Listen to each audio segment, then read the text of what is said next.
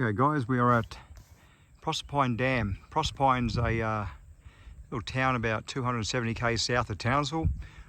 When you get in the main street of Proserpine, you turn right and head inland to the dam. It's about 20-25 k's to this spot here. It's in a bit of a valley. This is down by the old boat ramp, I guess. As you can see through there. You've got a boat ramp over there. Fans around.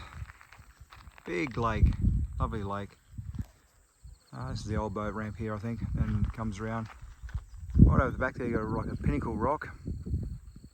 And this is a no camping area just here, right up against the water. It's all no camping, but as I pan around, you'll see the camping spots start over there with those vans. Okay, pretty well all through there is your camping area. It's probably about 100 metres off the water, 120 maybe.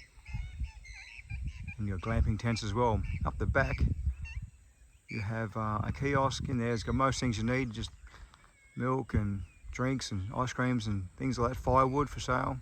I think it's about $18 a bag for firewood. Showers, nice hot showers, toilets. So if you're really into camping but you want a few little luxuries, there's always, you just go up to the kiosk and you can grab a shower, and toilet facilities are up there.